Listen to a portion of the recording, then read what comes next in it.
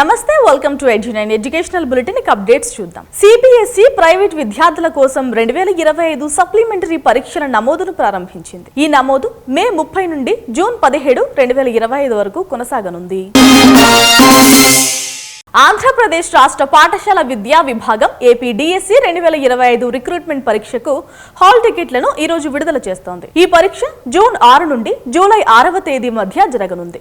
మొత్తం 16,347 ఉద్యోగాల భర్తీకి ఇది నిర్వహించబోతున్నారు అధికారులు. ఏపీ ప్రభుత్వం మెగా డిఎస్సీ 2025 ద్వారా 16,347 టీచర్ పోస్టులను భర్తీ చేయనుంది. ఇందులో ప్రధానంగా secondary grade teachers, school assistant, trained graduate teachers, post graduate teachers, principals వంటి పోస్టులు ఉన్నాయి. అయితే ఈ జంబో డిఎస్సీ టీచర్ ఉద్యోగాల కోసం ఎదురు చూస్తున్న నిరుద్యోగులకు ఇదొక మంచి అవకాశం అని అధికారులు అంటున్నారు. అయితే ఈసారి పోస్టుల సంఖ్య భారీగా ఉండడంతో పోటీ కూడా అంతే స్థాయిలో ఉండబోతోంది. Indian institute of science education and research ప్రవేశ పరీక్షకు తాత్కాలిక జవాబుకి విడుదల చేశారు. అభ్యర్థులు అధికారిక వెబ్సైట్ లో అభ్యంతరాలను సమర్పించవచ్చు.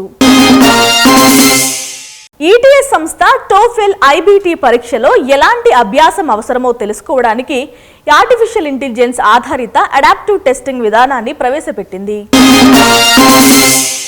ముఖ్యమంత్రి యోగి ఆదిత్యనాథ్ సమక్షంలో యూపీ ప్రభుత్వం ఆస్ట్రేలియాలోని మోనాష్ విశ్వవిద్యాలయంతో ఒక అవగాహన ఒప్పందంపై సంతకం చేసింది.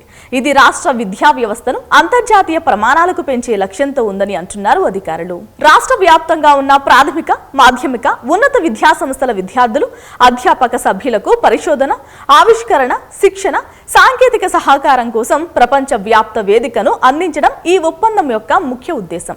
అవగాహన ఒప్పందంపై సంతకం చేసిన కార్యక్రమంలో ముఖ్యమంత్రి మాట్లాడుతూ, రాష్ట్ర ప్రభుత్వం విద్యను కేవలం డిగ్రీలు సంపాదించే మార్గంగా కాకుండా రాష్ట్ర సమగ్ర అభివృద్ధికి కీలకమైన చోదక శక్తిగా చూస్తుందని అన్నారు. పశ్చిమ సిడ్నీ విశ్వవిద్యాలయంతో రాష్ట్రం గతంలో చేసుకున్న సహకారాన్ని ప్రస్తావిస్తూ, మోనాష్ విశ్వవిద్యాలయంతో కొత్త ఒప్పందం ప్రపంచ విద్యా ప్రమాణాలను అందుకోవడంలో మరో ప్రధాన అడుగు అన్నారు యోగి. ఈ భాగస్వామ్యాన్ని అమలు చేయడానికి గౌతమ బుద్ధ విశ్వవిద్యాలయం కేంద్రంగా ఉంటుందని, ఈ బాధ్యతను విజయవంతంగా నిర్వర్తించేలా చూడాలని దాని వైస్ ఛాన్సలర్ను ఆదేశించారు ముఖ్యమంత్రి. మే 31 నుంచి జూన్ 2వ తేదీ వరకు కొల్లాపూర్లోని కమలా కాలేజ్ క్యాంపస్ లో టైమ్స్ ఎడ్యుకేషన్ ఎక్స్పో 2025 జరగనుంది. ఈ ఎక్స్పో ప్రవేశం ఉచితం. ఇది విద్యా ప్రవేశాలకు సహాయపడే అవకాశంగా నిలుస్తుందని నిర్వాహకులు అంటున్నారు.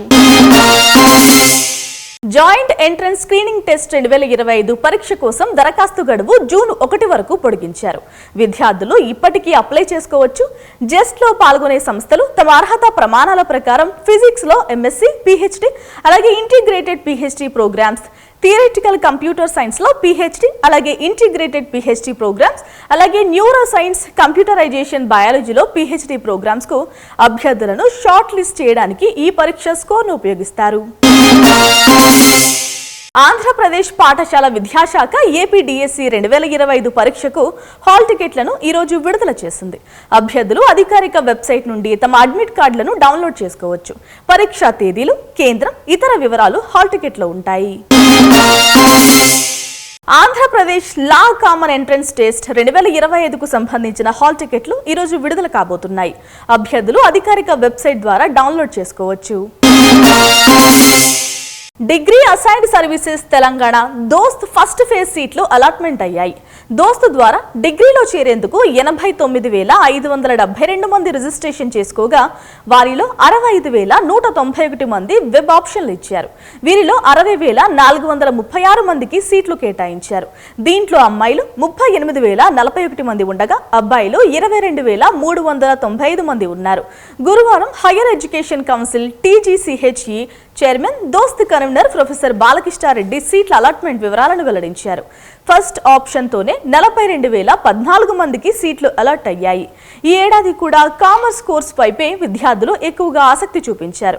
మొత్తం 30,436 మంది సీట్లు పొందగా వారిలో 21,758 మంది కామర్స్ స్టూడెంట్లు, 15,249 మంది ఫిజిక్స్, సైన్స్, లైఫ్ సైన్సెస్ లో 11,005 మంది, ఆర్ట్స్ గ్రూప్ లో 5,986 మంది, ఇతర కోర్సుల్లో 6,438 మంది సీట్లు పొందారు. వీరిలో ఇంగ్లీష్ మీడియం విద్యార్థులు 58,575 మంది ఉండగా తెలుగు మీడియం విద్యార్థులు 1,552 మంది, ఉర్దూ మీడియం విద్యార్థులు 309 మంది ఉన్నారు. ఇక రాష్ట్ర వ్యాప్తంగా 805 డిగ్రీ కాలేజీలు ఉండగా వాటిలో 3,71,096 సీట్లు ఉన్నాయి. దీంట్లో ఫస్ట్ ఫేజ్ లో కేవలం 60,436 మందికి మాత్రమే సీట్లు అలాట్ అయ్యాయి. ఏకంగా 74 కాలేజీల్లో ఒక్క విద్యార్థి కూడా చేరలేదు. ఇక ఇంటర్ మార్కుల ఆధారంగా దోస్తు టాపర్లను ప్రకటించారు. ఇంటర్లో 99.60% మార్కులు పొందిన వసంత్ కుమార్ టాపర్ గా నిలవగా నిజాం కాలేజీలో కామర్స్ గ్రూప్ లో సీటు అలాట్ అయింది. ఇక రెండో టాపర్ ఆకునూరి మీనాక్షికి కరీంనగర్ ఉమెన్స్ డిగ్రీ కాలేజీలో లైఫ్ సైన్సెస్ కోర్సులో, ఇక మూడవ టాపర్ వి అక్షరకు ఉమెన్స్ వర్సిటీలో సీటు దక్కింది. దోస్తు ద్వారా సీట్లు పొందిన విద్యార్థులు జూన్ 6 వరకు ఆన్లైన్ సెల్ఫ్ రిపోర్ట్ చేయాలని బాలకృష్ణ తెలిపారు. ఇక సెకండ్ ఫేజ్ రిజిస్ట్రేషన్లు మే 30 నుంచి ప్రారంభమై జూన్ 8వ తేదీ వరకు కొనసాగుతాయి. వీళ్లు మే 30 నుంచి జూన్ 9వ తేదీ వరకు వెబ్ ఆప్షన్లు ఇచ్చుకోవాల్సి ఉంటుంది. ఈ సెకండ్ ఫేజ్ లో రిజిస్ట్రేషన్ చేసుకున్న వారికి సంబంధించి జూన్ 13వ తేదీన సీట్లు కేటాయింపు ఉంటుంది. ఆ తర్వాత మూడవ ఫేజ్ దరఖాస్తు స్వీకరణ జూన్ 13వ తేదీ నుంచి ప్రారంభమవుతుంది. ఈ థర్డ్ ఫేజ్ రిజిస్ట్రేషన్లు జూన్ 19 వరకు కొనసాగుతాయి. అలాగే జూన్ 13 నుంచి 19 వరకు వెబ్ ఆప్షన్లకు అవకాశం ఉంటుంది. అనంతరం జూన్ 23వ తేదీన థర్డ్ ఫేజ్ సీట్ల కేటాయింపు ఉంటుంది. దీంతో 3 ఫేజ్లలో డిగ్రీ ప్రవేశాలు పూర్తవుతాయి. అనంతరం జూన్ 30 నుంచి డిగ్రీ క్లాసులు స్టార్ట్ కాబోతున్నాయి. డిగ్రీ అలాగే ఇంజనీరింగ్ విద్యార్థుల ఫీజు రియంబర్స్మెంట్ పొందేందుకు కనీసం 75% హాజరు లేకుంటే ఫీజు రియంబర్స్మెంట్ పొందేందుకు అర్హత ఉండదని యూనివర్సిటీల ఉపకులపతి సమావేశంలో నిర్ణయం తీసుకున్నారు. తెలంగాణ రాష్ట్ర ఉన్నత విద్యామండలి ఆఫీసులో చైర్మన్ బాలకృష్ణారెడ్డి ఆధ్వర్యంలో 7 సాంప్రదాయ వర్సిటీల వీసీల సమావేశం గురువారం జరిగింది. ఈసారి హాజరును ఫీజు రియంబర్స్మెంట్ కు ముడిపెట్టి తప్పనిసరిగా ఈ ఆదేశాలను అమలు చేయాలని నిర్ణయం తీసుకున్నారు. దీంతో కొంతవరకు విద్యా నాణ్యత పెరుగుతుందని అభిప్రాయం వ్యక్తం చేశారు. ఇప్పటి వరకు 3 సంవత్సరాల డిగ్రీకి 150 క్రెడిట్లు ఉండగా వాటిని 142కు కుదించాలని నిర్ణయం తీసుకున్నారు. తెలంగాణ ప్రభుత్వం విద్యారంగంలో కీలక ముందడుగు వేసింది. ప్రతి అసెంబ్లీ నియోజకవర్గానికి ఒకటి చొప్పున యంగ్ ఇండియా సమీకృత గురుకుల పాఠశాలలు నిర్మించే లక్ష్యంతో తాజాగా 20 పాఠశాలలకు మంజూరు చేసింది. ఒక్కో పాఠశాలకు 200 కోట్ల రూపాయల చొప్పున మొత్తం 4,000 కోట్లకు పరిపాలన అనుమతులిస్తూ విద్యాశాఖ కార్యదర్శి ఆదేశాలు జారీ చేశారు. గతంలో 58 స్కూళ్లకు అనుమతులు లభించగా ఇప్పుడు మొత్తం 78 పాఠశాలలు నిర్మాణ దశలో ఉన్నాయి.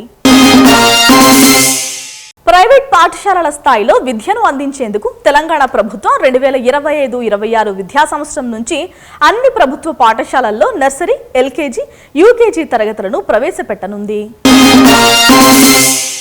Rajiv Gandhi university of knowledge technologies Basara campus 2025-26 అడ్మిషన్ల కోసం నోటిఫికేషన్ విడుదల చేసింది. మొత్తం 1,500 సీట్లు అందుబాటులో ఉన్నాయి.